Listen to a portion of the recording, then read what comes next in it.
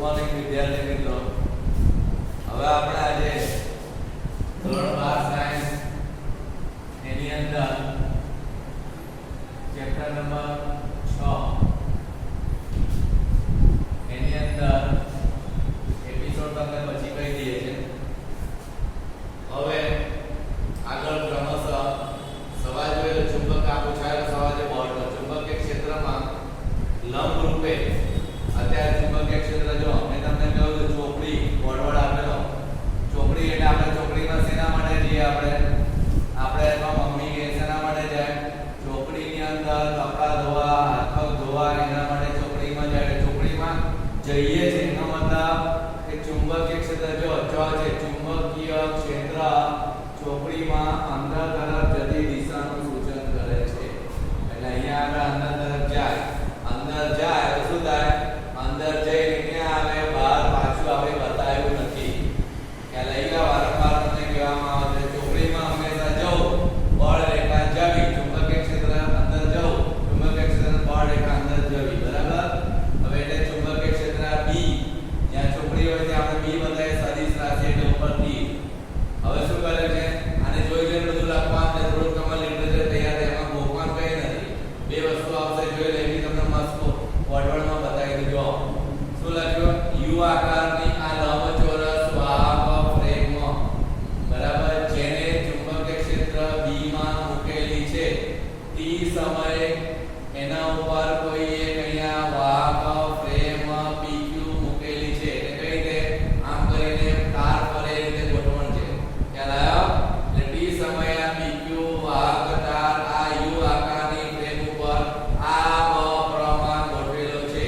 બરાબર. જેનું ઉદ્ગમ બિંદુ એટલે તમારે ડાબી બાજુ જોવાનું, જેનું અંતર x જેટલું છે. ક્લિયર? હવે t ડેલ્ટા t સમયે આ ફ્રેમને આકૃતિમાં બતાવ્યા પ્રમાણે જમણી તરફ p'q' ઉપર ડેલ્ટા x જેટલું અંતર કાપે છે અથવા લઈ જવામાં આવે છે ત્યારે હવે તમારે શું લખવાનું હતું? E બરાબર પ્રેરિત EMF. ચેપ્ટરનું ટાઇટલ કયું છે? વિદ્યુત ચુંબકીય પ્રેરણ. એટલે વિદ્યુત ચુંબકીય પ્રેરણમાં શું ઉત્પન્ન થાય? પ્રેરિત EMF. EMF બરાબર શું થાય? -d∅/dt અથવા ડેલ્ટા નું ફોર્મ શેમાં કન્વર્ટ થાય? d માં -d∅/dt. ક્લિયર? એટલે શું થઈ ગયું? ફ્લક્સના ફેરફારના સમય દર અથવા ફેરફારનું ઋણ મૂલ્ય પ્રેરિત EMF જેટલું થાય છે તેને ફેરેડેનો નિયમ કહે છે. ફેરેડેનો નિયમ કહે છે. હવે અહીંયા આગળ શું કરવાનું છે? ફ્રેમ ક્યાં આવી? t ડેલ્ટા t સમયે p'q' ઉપર આવી ડેલ્ટા x જેટલું અંતર કાપીને આવી. તેથી ઉદ્ભવતું ચુંબકીય ક્ષેત્રમાં ઉદ્ભવતું ફ્લક્સ phi શોધવાનું છે. હવે ફ્લક્સ phi બરાબર મેં તમને આગળ પણ કોડવર્ડ આપેલો. આપણી બા એટલે અહીંયા લખે છે બા b * a બરાબર. આ b * a ની અંદર જો અહીંયા આગળ શું જોવા મળે છે?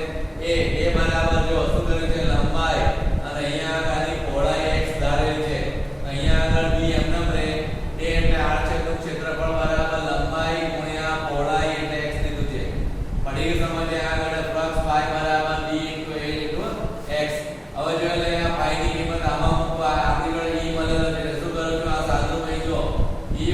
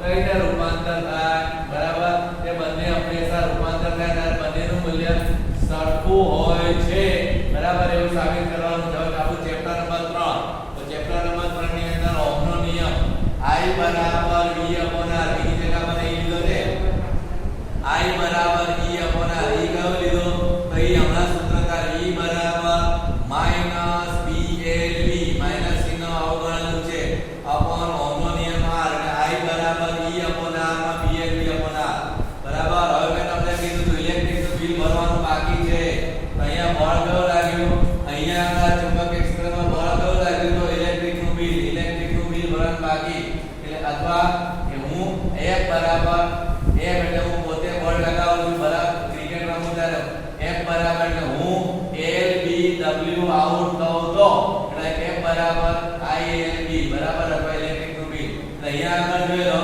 અહીંયા આગળ પરંતુ કે F લખવાનું છે. હવે અહીંયા શું કરવાનું યાંત્રિક પાવર એટલે યાંત્રિક એટલે મિકેનિકલ એનર્જી એટલે મિકેનિકલ મશીન દ્વારા જ્યારે આપણે યંત્ર ચાલતો હોય ત્યારે જે એનર્જી ઉત્પન્ન થાય ત્યારે શું લખી દો અહીંયા આગળ મિકેનિકલ એનર્જી લેવાનું છે પાવર મિકેનિકલ પાવર બરાબર F * a સૂત્ર આગળ 11 માં જે ભણી ગયા ડાયરેક્ટ જવાનું છે એટલે F * e.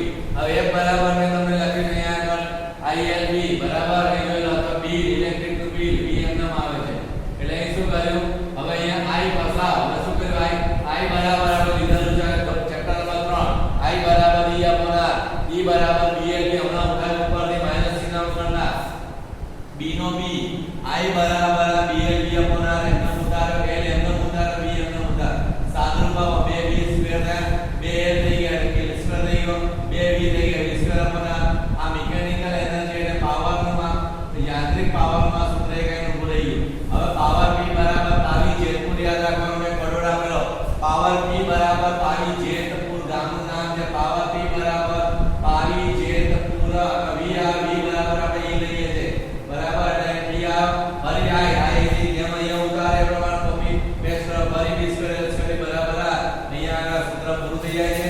જો આ પાવર PM નું સૂત્ર આવે છે અને એટલે યાંત્રિક પાવર નું સૂત્ર આવે યાંત્રિક પાવર અને અહીંયા આગળ ઉષ્મા એનર્જી બરાબર એટલે ઉષ્મા પાવર અથવા વિદ્યુત પાવર બંને કેવા છે બંનેના સૂત્ર સરખા કર એટલે શું કરવાનું PM બરાબર P આ ક્યારેક તમને પૂછાય જાય સવાલ એટલે અહીંયા આગળ આ સવાલ બીજો પૂરો થઈ જાય. ત્યાર પછી અત્યારે આપણે જે બાઇક ને બધું વાપરે ત્યારે એની અંદર ડિસ્ક બ્રેક આવવાની શરૂઆત થઈ ગઈ છે બરાબર એટલે અહીંયા આગળ આવશે અહીંયા આગળ નવો સવાલ આવીને ઉભો રહી જાય છે અને એ છે એડી નામ પ્રમાણે કોણ બરાબર એડી નવો સવાલ આવ્યો થોમસ એડી નામના વૈજ્ઞાનિકે એડી પ્રવાહની શોધ કરી.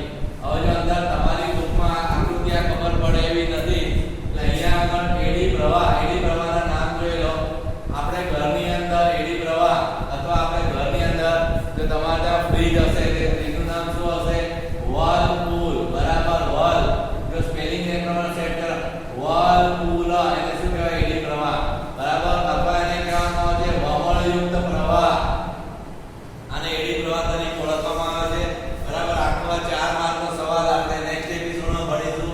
એપિસોડ તમે કન્ટિન્યુ રાખજો એટલે ખબર પડી જશે લગભગ ત્રીજો કે ચોથો હશે એટલે બાકી રાખ્યો છે